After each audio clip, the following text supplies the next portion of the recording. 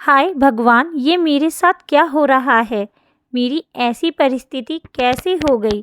क्या मेरा स्तर इतना नीचे चला गया कि मैं क्या खा रही हूँ उसे देखे बिना खाए जा रही हूँ? खाने लायक है भी या नहीं, सिर्फ अपनी असहनीय भूख मिटाने के लिए? क्या यही मेरा भाग्य है? कैसे लोगों के बीच में आ गई हूँ? सोचते सोचते मीता की आंखों से आंसू भी बहते जा रहे थे और टुकड़े टुकड़े कर ब्रेड को मुंह में जल्दी जल्दी डाले जा रही थी। उसके पास उतना ही समय था जितने समय तक उसकी सास अनुसुईया कपड़े बदल टॉयलेट से निकल नहीं जाती। पता नहीं ब्रेड कितने दिनों से पड़ा था, उसमें शायद फफूंदी भी लग गई होगी। उसके पास समय न था देखकर खाने का। पेट भूख से कुलबुला रहा था। सिर्फ वह भूखी ना थी, उसके पेट में पलने वाला भी भूखा था।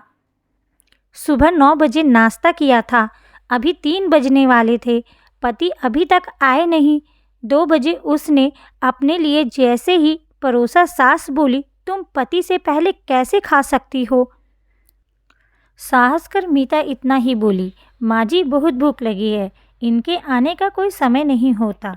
पति से पहले तुम खा नहीं सकती, कड़क आवाज़ में बोलते ही मीता अपनी थाली उठाकर रख दी। हर चीज़ पर अनुसुईया की नज़र रहती।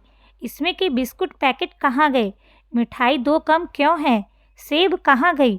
खुद खाती है पर कभी मीता को ना खाने देती, ना लेने देती है। इसीलिए मीता को खाने की किसी भी वस्तु को हाथ लगाते डर लगता था। 2 दिन पहले रात तेज भूख लगी तो पति ने एक बिस्कुट पैकेट पकड़ा दिया। सुबह अनुसुईया ने पूछा, एक पैकेट कम क्यों है? मीता डरते डरते तुरंत बोली, आपके बेटे ने निकाला, मैंने नहीं। अनुसुईया का बेटे के सामने दूसरा ही व्यवहार होता। मीता के साथ फफूंदी लगी ब्रेड खाने की वजह से शाम होते ही मीता को दस्त और उल्टियां होने लगी। अस्पताल में भर्ती करना पड़ा। लगातार होते दस्त और उल्टियों से वह कमज़ोर हो गई। सलाइन लगा। डॉक्टरों ने पति को बहुत डांट लगाई। मीता का हीमोग्लोबिन बहुत कम था। ना बच्चे का वजन बढ़ा, ना माँ का।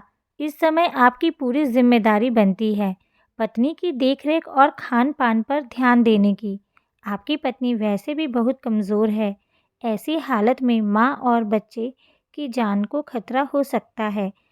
दस्त और उल्टी की वजह कई दिनों से पड़ी ब्रेड को भूख मिटाने के लिए मीता ने खा लिया।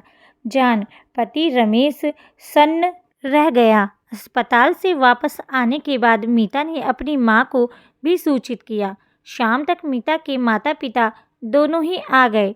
बेटी की हालत देख अपने गुस्से को काबू में नहीं रख पाई माँ अपने दामाद और समधन को बोली, मीता की माँ, बाबा अभी जिंदा हैं।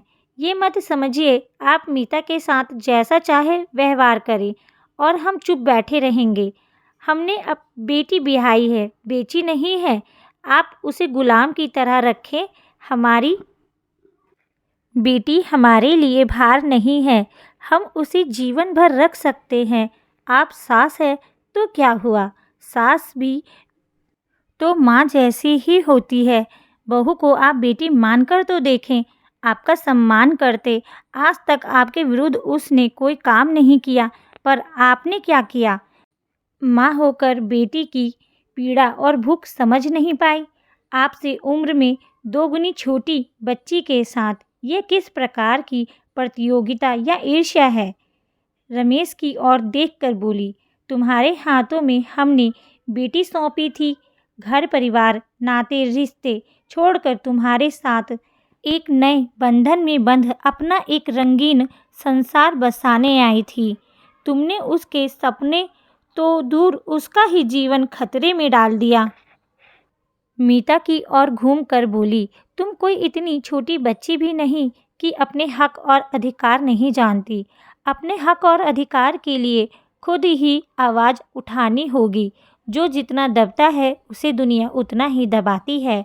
बेटे की कमाई पर माँ का अधिकार है तो पत्नी का भी बराबर का अधिकार है। सम्मान वहीं देना चाहिए जहाँ सम्मान की कद्र हो। मीता को तैयारी करते देख रमेश बोला, मुझे माफ़ कर दो। अपने सास ससुर की ओर हाथ जोड़ते बोला, मीता का मैं अब से पूरा ख्याल रखूँगा। मेरी पत्नी पूरी तरह से मेरी जिम्मेदारी है। माँ, तुम पर मैंने आँख मूंद कर विश्वास किया था, पर तुमने मेरा ना सिर्फ विश्वास तोड़ा, मेरा सिर भी नीचा कर दिया।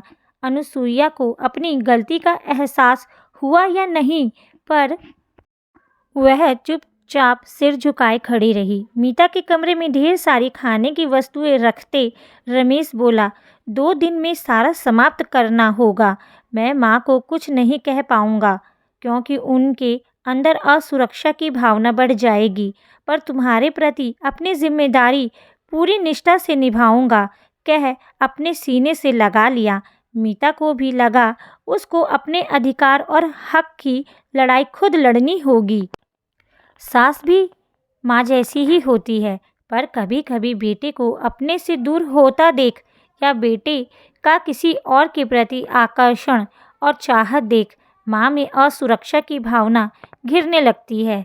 बेटे का बंटवारा नहीं कर सकती, अपने स्थापित साम्राज्य को किसी और यानी बहू के हवाले इतनी जल्दी कर भी तो नहीं सकती।